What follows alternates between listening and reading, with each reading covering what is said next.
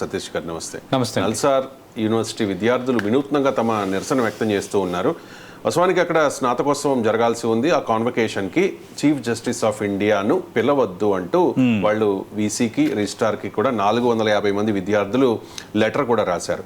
వాళ్ళ అబ్జెక్షన్ ఏంటంటే ఆయనకి పోలీసులు విద్యార్థుల మీద అటాక్ చేస్తూ ఉంటే ఆ వీడియోలు చూడటానికి కూడా టైం లేని వ్యక్తికి ఎందుకు స్నాతకోత్సవానికి పిలవడం అనేది వాళ్ళకున్న అబ్జెక్షన్. అంటే విద్యార్థులది తప్పు, సిజేఐకి అంత రెస్పెక్ట్ ఇవ్వరా అని కొంతమంది ఆరోపణలు చేస్తూ ఉంటే అసలు స్వయంకృత అపరాధం సిజేఐ చేసిందని కొంతమంది అభిప్రాయపడుతూ ఉన్నారు. ఇదేంటి అంటే ఎవరిది తప్పు అంటారు? అంటే ఇక్కడ సిజేఐ సూర్యకాంత్ మిశ్రా పలు వివాదాలకి కారణమయ్యారు గత 2 నెలలుగా. సరే, ఆయన కొన్ని విలక్షణమైన తీర్పులు ఇచ్చారు, చారిత్రాత్మకమైన తీర్పులు ఇచ్చారు. మనం భారత సుప్రీంకోర్టు ప్రధాన న్యాయమూర్తి కాబట్టి మనం గౌరవిస్తాం. గౌరవించినంత మాత్రాన ఆయన తీసుకునే నిర్ణయాలు, ఆయన ఇచ్చిన తీర్పులని ఖచ్చితంగా దానిపైన మనం కామెంట్ చేయకూడదని ఎక్కడా లేదు. ఒకటి. రెండోది, ఒక్కొక్క సందర్భంలో అడ్వకేట్లను ఉద్దేశిస్తూ కాక్రోచ్లని ఒక సంబోధన తెచ్చిన క్రమంలోనే ఒక కాక్రోచ్ జనతా పార్టీ అనేది సోషల్ మీడియా వేదికగా స్టార్ట్ అయ్యి అదొక పెద్ద ఉద్యమంగా నిలిచి చివరికి కేంద్ర మంత్రి రాజీనామా చేసి కేంద్రానికి ఒక పెద్ద మచ్చ తీసుకొచ్చినంత వాతావరణం క్రియేట్ చేసింది. సరే, ఇది అక్కడతో ఆగిందా? ఈ కాక్రోచ్ జనతా పార్టీ మిగతా వాళ్ళు ఈ పీజీ పరీక్ష రద్దుకు సంబంధించి దానికి వ్యతిరేకంగా భారీ ఆందోళన తీసుకున్న క్రమంలో చాలా ఇష్యూస్ జరిగాయి. వాళ్ళ వైపు కూడా తప్పు ఉంది, అవన్నీ కూడా మనం మాట్లాడుకున్నాం. బట్ వేరే అదే సందర్భంలో ఈ సుప్రీంకోర్టు మెట్లు ఎక్కారు 2 వర్గాలు. ఎక్కినప్పుడు ఇలా పోలీసులు మాపై బాష్పవాయువులు ప్రయోగించారు, మమ్మల్ని కొట్టే ప్రయత్నం చేశారు, మమ్మల్ని తాకని చోట తాకారని రకరకాల ఆరోపణలు వచ్చాయి. సరే, వీళ్ళు కూడా పోలీసుల మీద అటాక్ చేశారు, దానిపైన కూడా మనం మాట్లాడాం. But at the same time పోలీసుల వైపు నుంచి కూడా వీళ్ళ వైపు జరగాల్సింది జరిగింది. దానికి సంబంధించి అయితే నాకు సమయం లేదు, వీడియోలు చూసేంత టైం లేదు అంటే మరి ఇంకెవరు చూడాలి?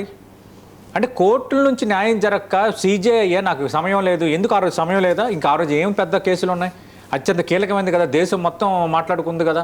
ఆ తర్వాత ప్రధాని మోదీ ఒక వీడియో రిలీజ్ చేసి 2 కేంద్ర మంత్రుల బృందాన్ని అక్కడికి పంపించారు కదా. చివరికి ధర్మేంద్ర ప్రధాన్ రాజీనామా చేశారు కదా. ఇంత ఇష్యూ అవుతున్నప్పుడు దానికి సామరస్యపూర్వకంగా సెటిల్ చేయాల్సిన బాధ్యత నువ్వు భారత సుప్రీంకోర్టు ప్రధాన న్యాయమూర్తి అయినప్పుడు కూడా you're also part and parcel of Indian democracy and Indian system. అందుకు మీరు అక్కడ ఆ వాతావరణాన్ని కొంత సమసిపోయేలా ప్రవర్తించాల్సి ఉండేది. కానీ ఆయన అలా చేయలేదు. ఆ చేసిన పరిణామాల క్రమంలో ఆయన మీద కొంత వ్యతిరేకత పెరిగింది. చివరికి ప్రధాని నరేంద్ర మోదీ పరిస్థితిని అర్థం చేసుకున్నారు, ఒక వీడియోని రిలీజ్ చేశారు, కొన్ని చర్యలకు ఉపక్రమించారు. ఫైనల్గా ధర్మేంద్ర ప్రధాన్ రాజీనామా చేశాడు.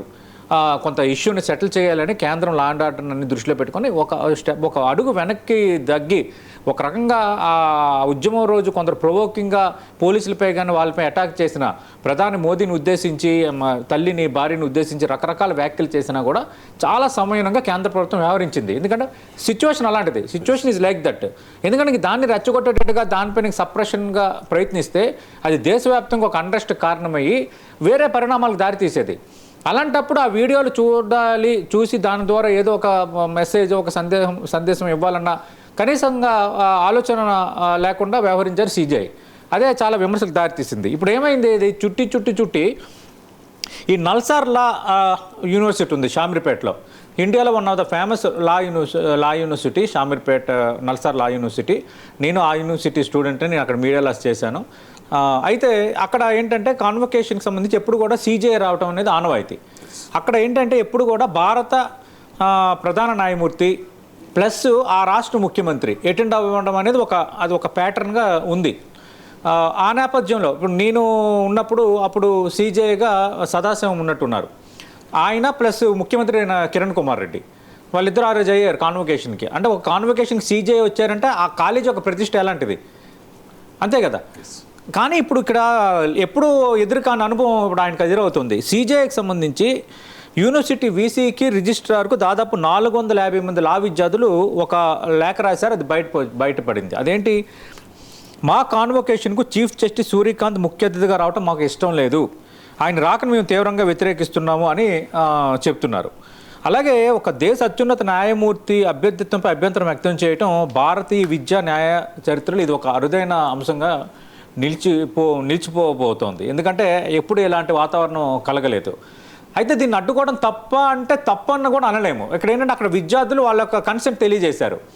ఇప్పుడు నల్సార్ లా యూనివర్సిటీ నిర్ణయం తీసుకోవాలి. అంటే ఆ విద్యార్థులను కొద్దిగా కన్విన్స్ చేసి లేదు సీజే వస్తున్నారు మనం గౌరవంగా వ్యవహరించాలి అని చెప్పటమో లేదో చెయ్యాలి, లేదంటే పరిస్థితి ఎలా ఉందని మీరు రాకుండా ఉంటే మంచిదని మెసేజ్ అయినా పంపించాలి. మరి ఏం జరుగుతుందో చూడాలి.